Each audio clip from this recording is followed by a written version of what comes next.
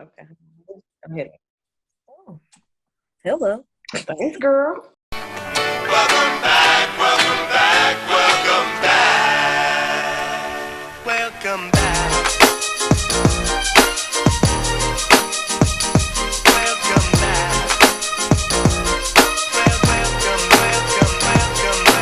back. Hey, y'all. I'm Chris, aka TT Chris, aka Kristen Felice Johnson. And I am Kayla, aka Killer K, aka I am the killer, but don't push me for all my offensive folks. And this is Make It Make Sense with Chris and Kay. Welcome, everybody. Thank y'all for tuning in. Anybody that stopped, took time out of their day to click on this link, come see what you girls over here doing, what we talking about. We appreciate y'all. We wanted to kick off the first episode just giving a little bit of background about the both of us and what this podcast was all about. So again, I'm Kristen. I am a budding entrepreneur, an aspiring filmmaker, content creator based out of Atlanta, Georgia. All right now. And I am, again, Kayla Adams. I am the owner, makeup artist, and content creator for Evolve Beauty, and an aspiring billionaire. I don't got as long of a rap sheet as Kristen, but you know, we getting there. And I currently live in Chicago, Illinois. And that's all y'all need to know about us for now. But we're going to get more into the conversation. So let's keep it moving. So we've definitely been talking about this podcast for some time now. Kayla and I are both creative, so we live in the creative space, and we both have really great conversation, not only with each other, but with our family, with our friends. So, you know, we've been talking about starting a podcast, and, you know, like most people do, the ideas be there, but the execution is not quite always, you know, tip-top shape. So, but we're here today. We're here. And one thing about us, if it's a conversation, we're going to have it. Period. So we're here to talk our shit like we always do, on and off camera. Period. And then also we thought that it was important to bring our opinions to the forefront and maybe challenge some other people's ways of thinking. So it's only us right now, but hopefully this is an interactive experience for anybody who's listening and or watching.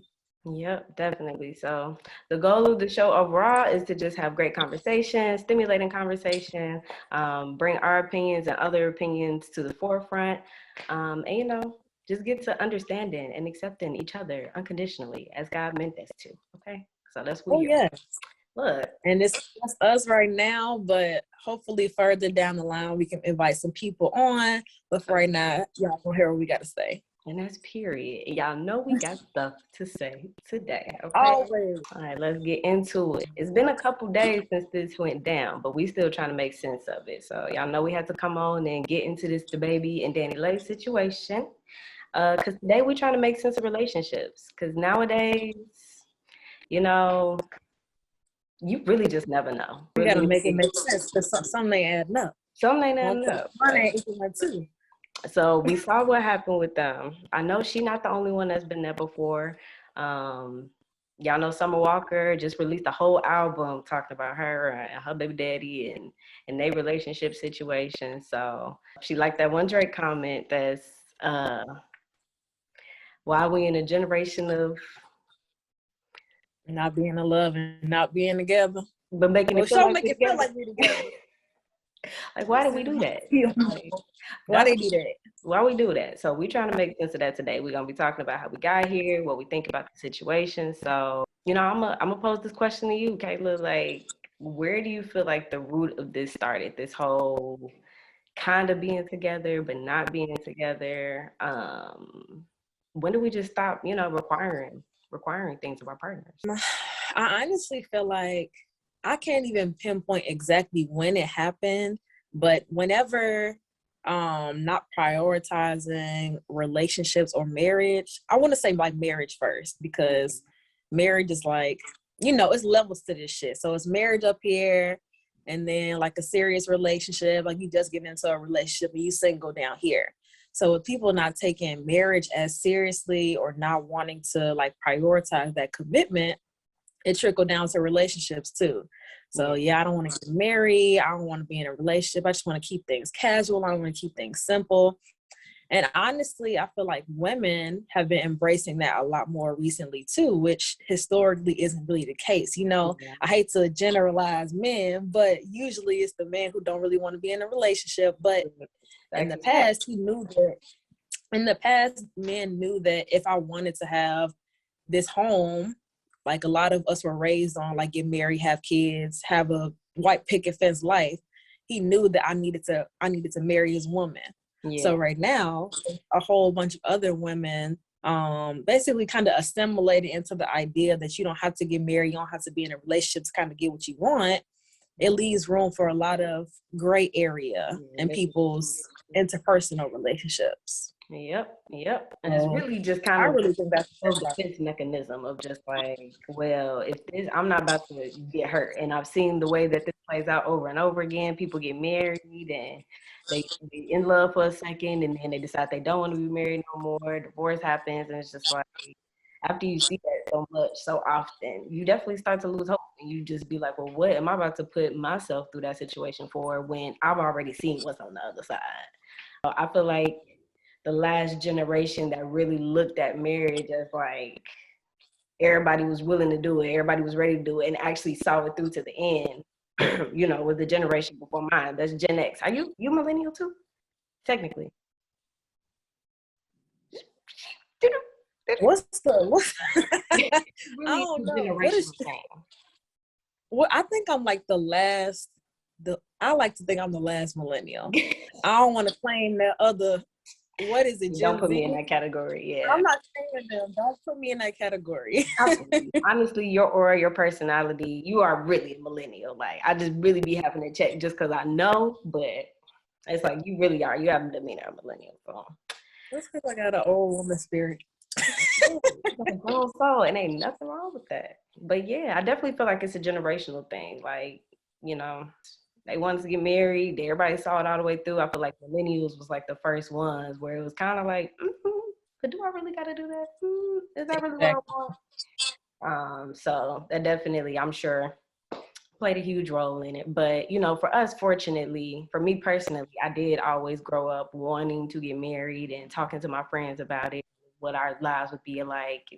You know, all of us had, you know, husbands, and our husbands were friends, and we have kids at the same time. You know, you think about those things when you're younger, but I was only fortunate enough to actually want those things because I did see what it was like to have a solid foundation. You know, our grandparents, they held it down for everybody, and I feel like they kind of showed everybody what a really good solid foundation of love looks like. And what it looks like is commitment. It looks like choosing to be with one another every day, even though y'all have days where y'all don't like each other. But I think it's that part of it that people kind of miss nowadays. They feel like it's just supposed to be a feeling. It's not supposed to be hard work. And it's just like, but it is.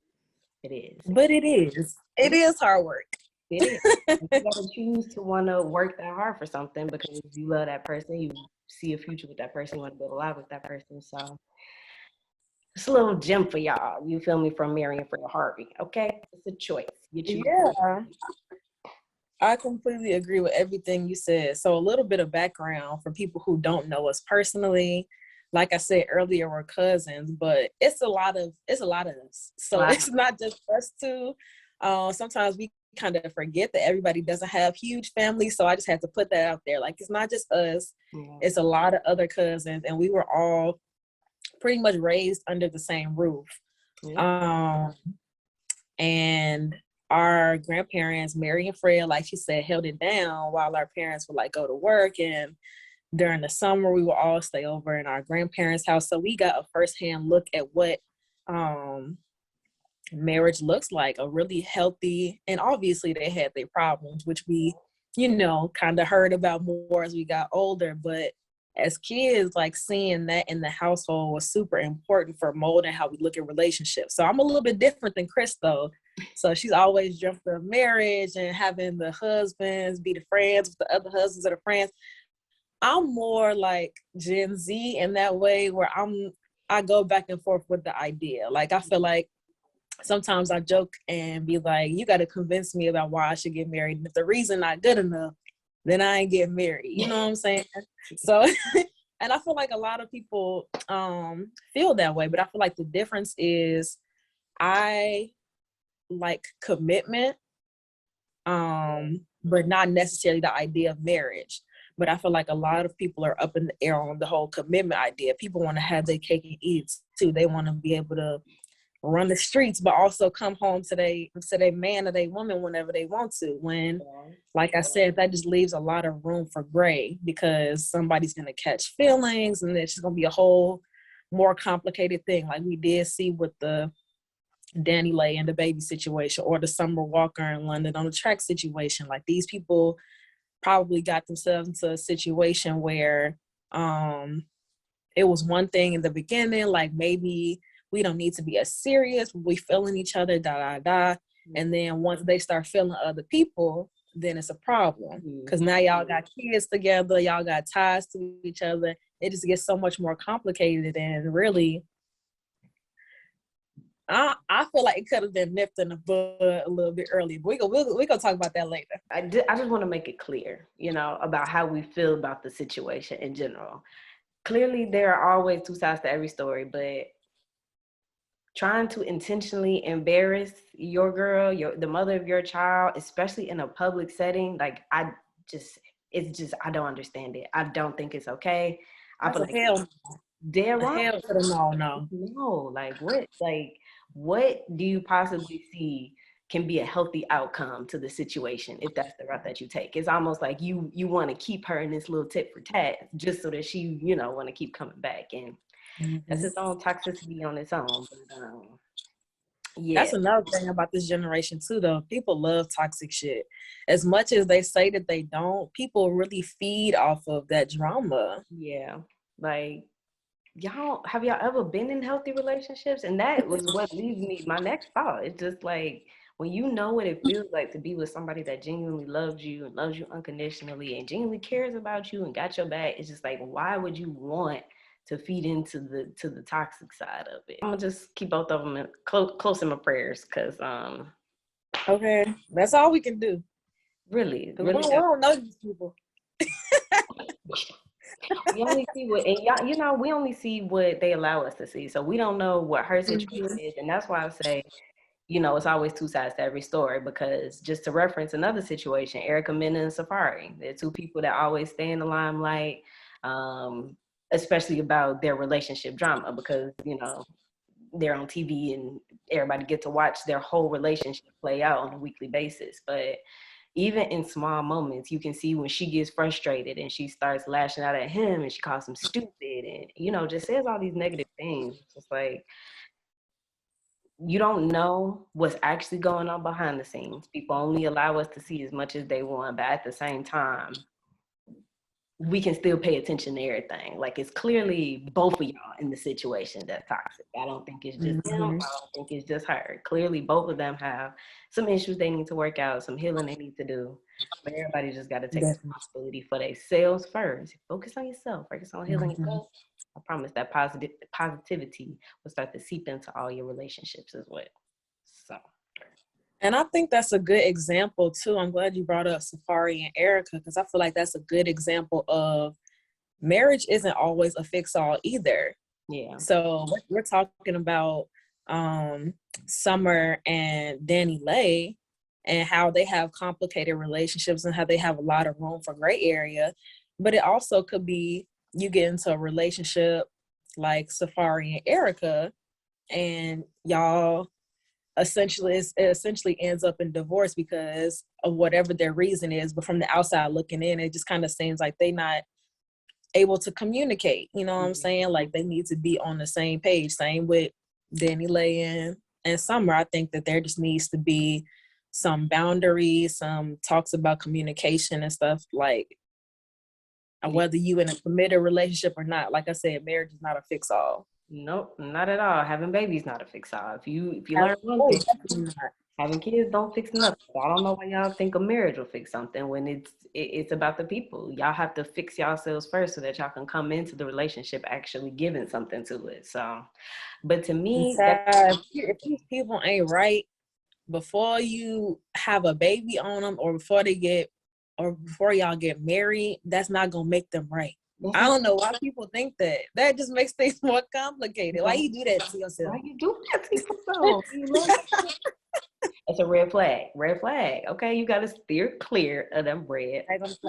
Okay, so let's get into that real quick because questions that need answers. Questions that need answers. Like, so that's a good question that need answers. So how do you feel, Kayla? Is it ever okay to ignore somebody's red flags? And to you, what are like essential red flags? Like what are like huge red, like looking back on the Danny Lake situation, looking back on the summer, the Erica Safari, like for you, what would have been some red flags that, you know, you've been like, well, this don't seem like this is probably the best idea. So in the situation of, like, if I'm putting myself in the situation of Danny Lay and Summer Walker, something that they both had in common is it's okay to have, I mean, I per se wouldn't want a man with multiple baby mamas. But they both had that in common. They both had multiple baby mamas, and I feel like it wasn't a mystery that they baby mamas thought that they was quote unquote like deadbeats. You know what I'm saying? Like this wasn't information that was new or that surfaced after the baby came.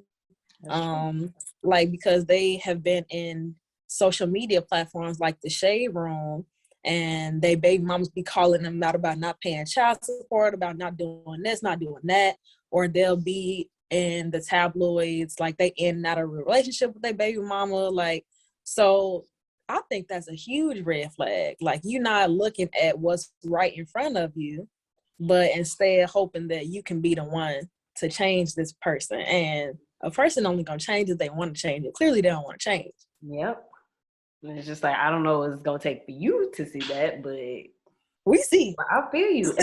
And to me though, it's like, you know, the baby mamas don't necessarily phase me. I wouldn't mind, you know, talking to somebody that has multiple baby mamas, but for me, the red flags is what kind of relationships you got with the people around you, the people that's, you know, supposed to care about you. Like, because that's gonna tell, for me, that's gonna tell what kind of relationship we have. Like, if you don't have anybody around you, like you always seem to be like falling out with people, especially if you got like baby mamas and stuff, you haven't figured out how to have a healthy co-parenting relationship, or if you don't have like super healthy relationships with your kids, with your parents, like to me those are the red flags, because it's just like clearly it's something going on with you for you not to be able to have healthy relationships with the people around you. So I don't know what you think I'm about to add to the situation, because I'm not here for, you know, for toxicity. I'm not here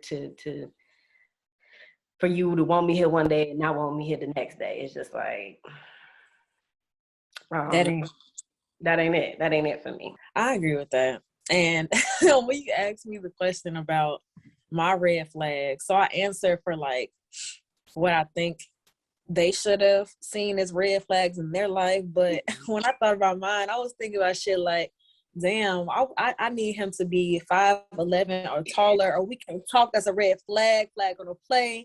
Don't even, you can't even ride this ride. Good look, don't even. Don't even come this direction. But no, I completely feel that though. Like, if your relationship is not right with people around you, yeah. And I'm gonna look at women first, like how you treat the women in your life, how you treat your mom, your grandma. How you treat, if you do have a baby mother, how you treat your baby mama. Yeah. And so that's all stuff that you need to be looking at before you really commit to a person, because that's going to be a reflection of how he treats you. If he treat all these other women in his life crazy, why would he treat you any different? Because you're a woman too. Yeah. You know what I'm saying? So also, I heard about this phenomenon. There's no specific name to it or anything, but I heard that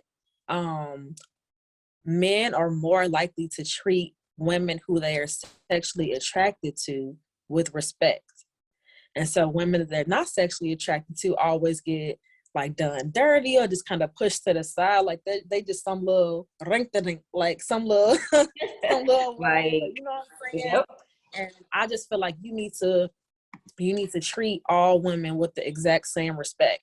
I personally, like I said, I have seen that has been more of a man thing. I don't want to generalize and say that's for sure, but me, I would treat the same respect to IJJ Fish as I would Idris Elba. You know what I'm saying? Because Quality of people are deserving of respect off bat, not just if they're attractive. And then something else that I wanted to talk about too is, and this isn't something that I always prioritize. Once I got older, I realized that if I'm going out with my girls, and a man tries to approach me, I want the same respect for my girls as you would approach me with.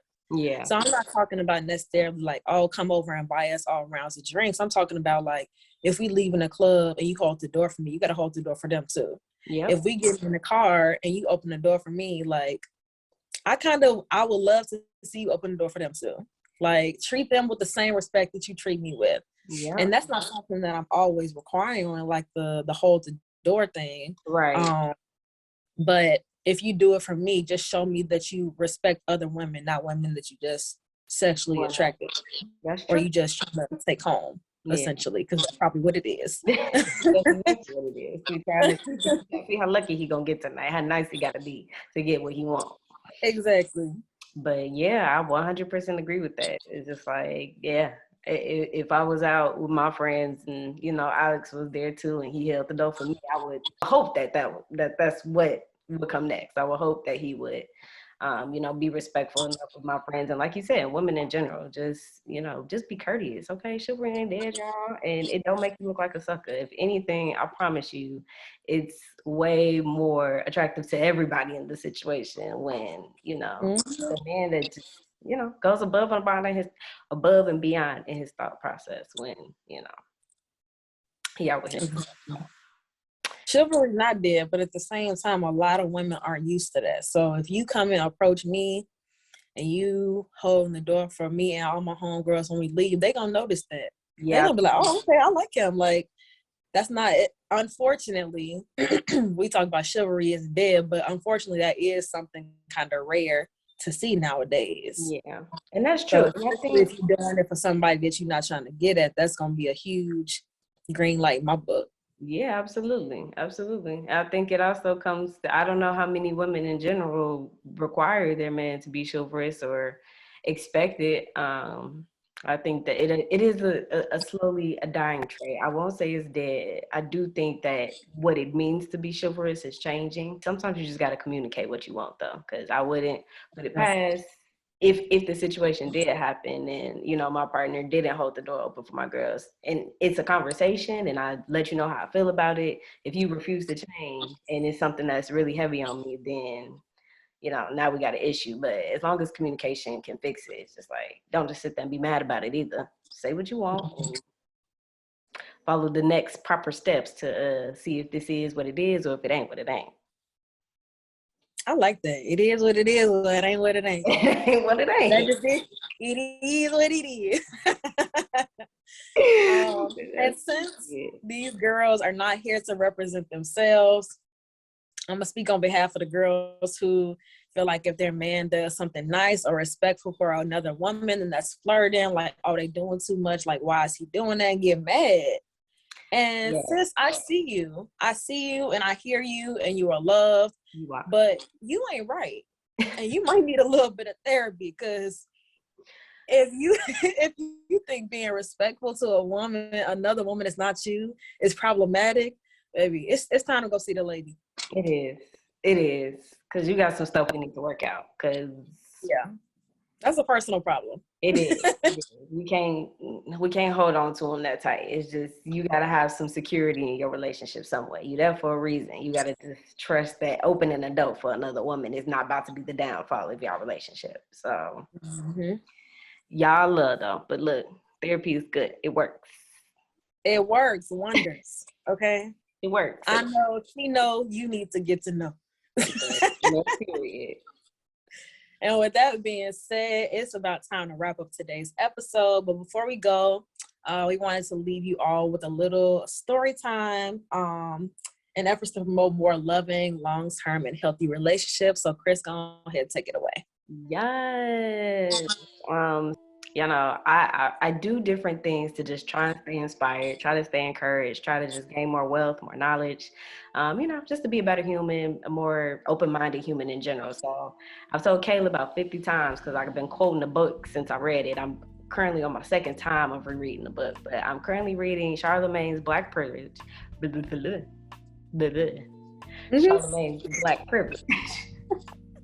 It's a really good book, though. I would actually recommend it to anybody that honestly just enjoys a good story. Like, it's a really great story. But there's this part in the book where he talks about his relationship with who is now his wife. They've been married for, I think, about 8 or 9 years now.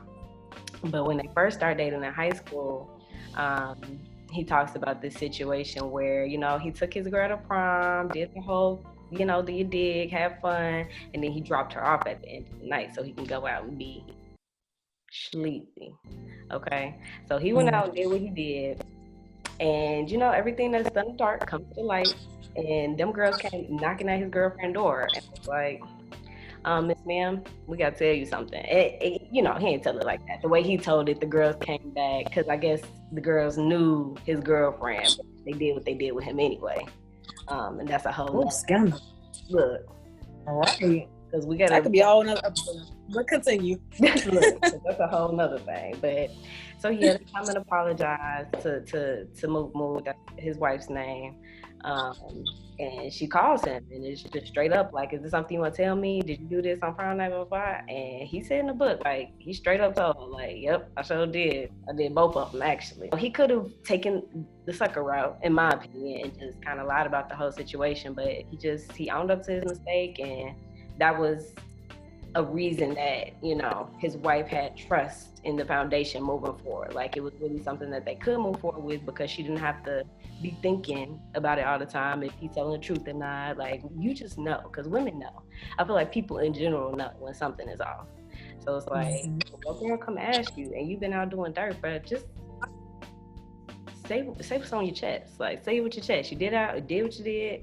Come on, don't be lying about it. Give her the opportunity to actually decide if this is something she want to deal with or not. Be truthful. The truth will set you free. Because the lie is another one and another one and another one. And do you really want to go through all that work when if you're not happy there, you could just leave and go be happy somewhere else?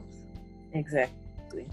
And based on the story time, let me put a little disclaimer. This is in no way, shape, or form necessarily advocating for cheating, but more so advocating for yourself and your own happiness. So in that situation, she chose to stay because she realized that wasn't a deal breaker or I guess a red flag for her. Yeah. And so they were able to work out their situation. But whatever you feel uncomfortable with and something that just sits on your spirit, like, yeah, I don't think I can take this. Always advocate for yourself and have that open communication with your partner. Like, you know, maybe somewhere in London. Or the baby and Danny Layson did. Well, you know, we went over that already though. So you guys, let us know in the comments what you thought about today's episode. If y'all have any topics that y'all want to hear us talk about, and don't forget to like and subscribe. We'll see y'all on the next one. Peace.